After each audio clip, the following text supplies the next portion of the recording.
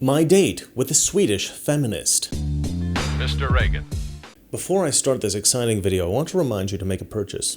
This is a purchase that could change your life. I want you to buy a Trump mugshot mug or t-shirt. Maybe you'll buy it for your friend, maybe you'll buy it for a relative, maybe you'll buy it for yourself. Or maybe you'll buy it for that leftist at work just to drive him crazy. But come on, there is not a design quite as good as this one. Am I right? The link for these things is in the description below. So a couple of months back, I met this girl in Sweden and we decided to go on a little date. Now at this point, some of you are thinking, isn't Chris with this Russian girl? Yes, that ended, I don't know, a year ago, year and a half, 2 years ago, something like that. Who knows? Who remembers these things? Now, I've never mentioned this on the show before because I don't really like to talk about my personal life. But anyway, that is long over. So now this Swedish girl, she really wanted to know what I did for a living. And I was naturally reluctant to tell her, but she was very insistent, and eventually I had to explain it. And to be fair, she took it rather well, probably because I'm incredibly handsome. However, we did end up chatting about politics for about 3 hours, which obviously I knew was going to happen. So it turns out that this girl is a pretty strong leftist, and this did not come as a huge shock to me. She is, after all, Swedish. But what I took from this 3-hour conversation was that Western civilization is in a lot more trouble than I thought, because I think this girl is not unique. I believe that this girl represents a huge swath of the population in Western civilization, and this is kind of terrifying, because we have permitted an entire generation within our societies to be brainwashed into believing nonsense. I mean, this girl believes all of the usual leftist stuff. In fact, she actually made the point that there is no such thing as Swedish culture, and so it doesn't matter if her culture is destroyed by floods of immigrants, because there is no culture to destroy. This was incredibly disheartening, because the last shreds of Swedish culture that still linger on in this country, not already obliterated by the influence of technology and global media, are in fact beautiful and fascinating and charming. So it's rather sad that somebody who comes from such an ancient culture has been brainwashed into believing that they have no culture. This is the way that abusers control their victims. You have no value, so it doesn't matter how I treat you, because you are worthless. The Swedish people, they are the victims of an abusive relationship with left-wing politicians and radical left-wing activists. But the thing that she was most passionate about, the thing that really bothered her, the strongest point of contention between us, was the question of feminism. And it was this subject that finally forced her to express her views honestly. And let me tell you, these are completely insane. They are dangerous. And this is the part of the conversation that made me strongly concerned for Western civilization. I'll explain it in one moment. First, of course, I have to sell you something. Guys don't really care that much about how we look, and I get that.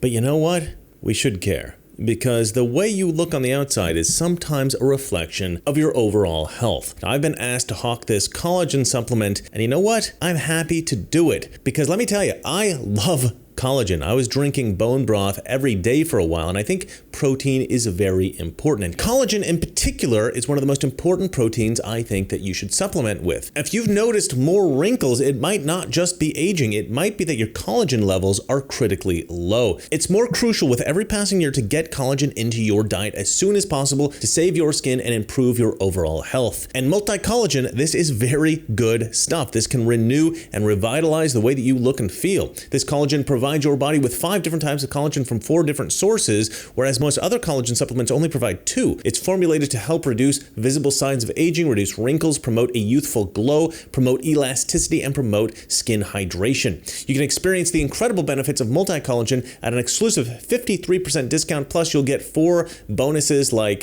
free VIP health and fitness coaching for life, a free new ebook titled The 14 Foods for Amazing Skin, a 60-day satisfaction guarantee. 60-day satisfaction guarantee, that means you get your money back if you don't like it, and free shipping. Don't miss out on this incredible opportunity. Go to healthwithreagan.com. Once again, that is healthwithreagan.com. Order some collagen right now. So this Swedish girl, she is in her 20s. She's already very successful. She's a successful young woman working at a major corporation.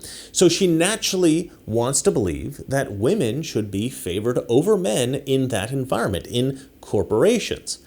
However, her leftist principles, having a strong ethic against every kind of bigotry, these have to be compromised in order for her to justify this idea that women should be given preference in corporations. Now, she is given preferential treatment at the company at which she works because she is extremely beautiful. And also, she's a woman. And it may be that she is not the best suited for the position that she's in, and therefore she may suffer from imposter syndrome. Even after writing 11 books and winning several prestigious awards, Maya Angelou couldn't escape the nagging doubt that she hadn't really earned her accomplishments. Imposter syndrome may be more prevalent and disproportionately affect the experiences of underrepresented or disadvantaged groups. Imposter syndrome is very common with Black people and women and anyone who find themselves in a professional position far above the level that they believe they deserve to have. And I think that that tends to be a natural effect of the focus on diversity. And so this girl suffering from imposter syndrome, she hears my views on feminism and she has a very emotional reaction. She takes it personally. However, the arguments that she presented to me were nothing new. It's not as if she had thought deeply about this issue. She just regurgitated to me a million things that I've heard a million times before. Things that she probably heard on the radio or a political TV show that she'd watched, or things that she had learned at university. Things that she had never questioned in her life. She used the feminist talking points that she's been spoon-fed her entire life to reconcile the reality that women are treated with so much of an advantage in our society that it actually is damaging to our culture. So here's how the conversation went. She says to me that she believes that there are too many white men in high-paying, high-powered positions. She believes that there needs to be a new perspective, new, fresh ideas. This, of course, is a very common talking point with leftists. So I said to her, if you have 5 male executives and 5 female executives at a company, and these are all far left radicals, well, then you don't really have diversity. But if you have 9 radical left, straight white men, and you just have 1 conservative straight white man, that is actually far more diverse, right? That's far more diversity because it's diversity that matters. It's a diversity of ideas. You don't get new ideas when everybody at the company is far left. You only get new ideas when people have a diversity of perspectives about the world. This is the argument that I presented to her. And of course, she had never heard this argument before, and so she was stumped. Gotcha, bitch! So this girl then says to me, okay, maybe that's true, but there are just some things that women are better at thinking about than men. There are some things that women will be able to deal with in an executive position better than men. So I said, okay, great, give me an example. Give me one example of something in which a woman would be better suited to deal with as a company executive than a man. So she says, okay, what about sexual harassment? If a woman complains about sexual harassment, no male executive is going to be able to deal with that as well as a female executive. The female executive will naturally be more sympathetic. A male executive will never really be able to understand the situation. So I said to her, okay, I'm telling you right now as a man, if a woman came to me and I was the executive at a company and she said she'd been sexually harassed, I would understand what she was saying. I would be sympathetic and I would obviously investigate the issue and I would take measures to deal with that. So then she says, okay, fair enough, but what if the guy is like the best employee at the company? What if he makes the company a ton of money? Then the male executive will be very reluctant to punish the guy. So I said, okay, maybe that's true, but a female executive might just as well do the same thing. And her response, and I'm not kidding you, was, okay, that's true. Gotcha, bitch! So at this point, this girl had nothing. Her arguments were all destroyed. And again, we'd been talking for like 3 hours, so we'd gone into far more detail than what I'm saying to you here. I hadn't just destroyed a couple of points. I destroyed like, a million points. I'm just giving you a couple of highlights. But I had destroyed every argument that this girl had put forth. And this is because, as I said before, all of her arguments were regurgitated nonsense from the feminist playbook. I'd heard these arguments a million times. I was ready for them. I had a million counterpoints. She had nothing. And let me just say, if you are on a date with a beautiful girl and she happens to have been brainwashed into believing feminist propaganda, it's actually hugely detrimental to obliterate her entire worldview in every conceivable way. It's just not a good dating strategy. But the truth is that as soon as she insisted on hearing what my job was, At that point, I had already given up. I knew where this was going, and I was just like, screw it, let's have some fun. Now, here's where things really went off the rails. So because I had obliterated all of her arguments and pushed her into a corner, really, she finally just blurted out what I think she truly believes. She said, the truth is that we need more women in high-powered, high-paying executive positions because women are just better at the job. So I, of course, laughed at that, and I asked why she thought this. And she says that was just her experience. And her experience in her career, even though she's, only in like her mid-20s, I think she was like 24, 25, something, she believed that women have always been superior to men in executive positions. Now, my response to this was simple. I said, well, okay, I suppose that's possible, but it's also possible that perhaps you've had a really unique professional experience. And so maybe this is not always the case. And so then she says, and again, I'm not kidding, she says, no, because men are just not as intelligent as women. And again, I laughed at this, of course. Now, because of the blanket nature of this statement, I gave her several opportunities to clarify, and I tried to give her a way out of this because it was obviously absurd.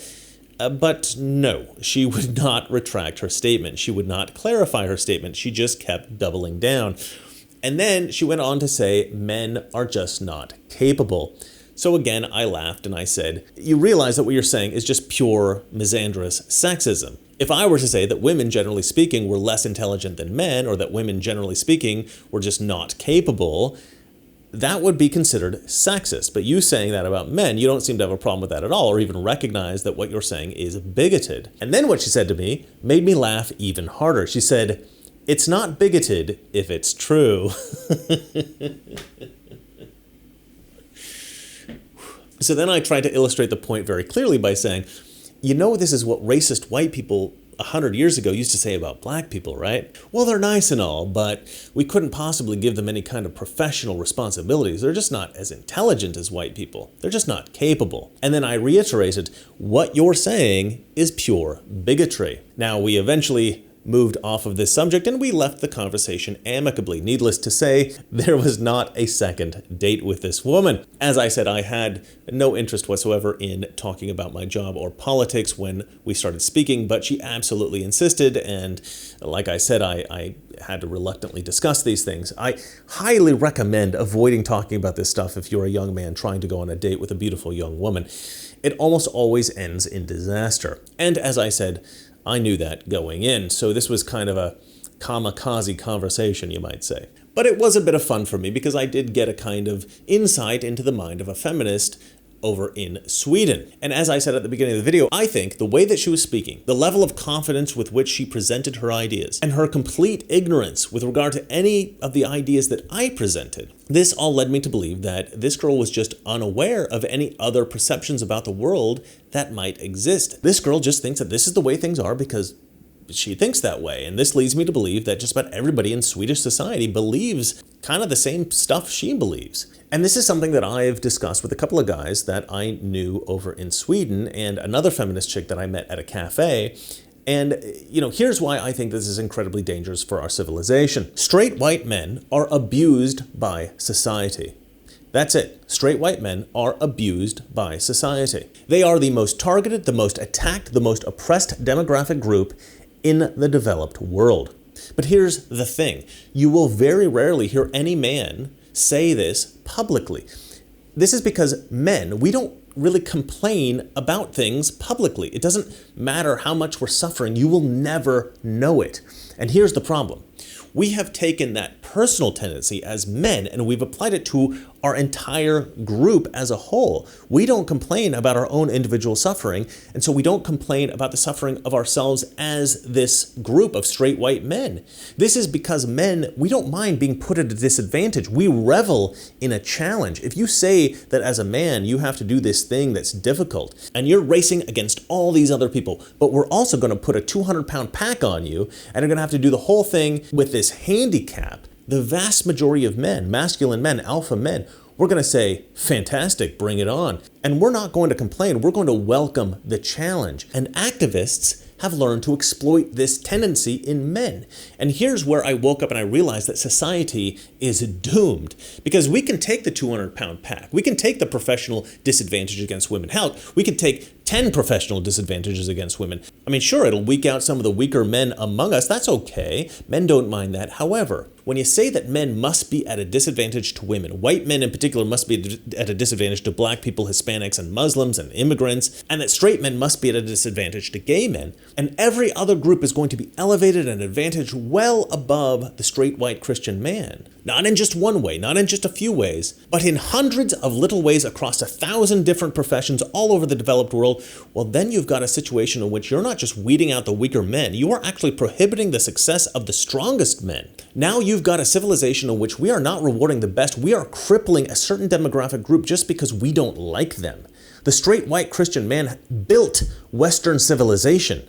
Now, as I've said in multiple videos, I don't personally take any credit for this. I am very impressed with the men that came before me in this world and did amazing and great things. I admire them. I do not bask in the reflected glory of their achievements because I have no right to do that. Other groups do that sort of thing. If a woman achieves something, other women tend to see it as some kind of great achievement of all womankind. If a black person achieves something, they are hailed as the first black person to do this great thing, as if that has anything to do with any other black person on the planet. But white guys, we don't take credit for the achievements of other white guys.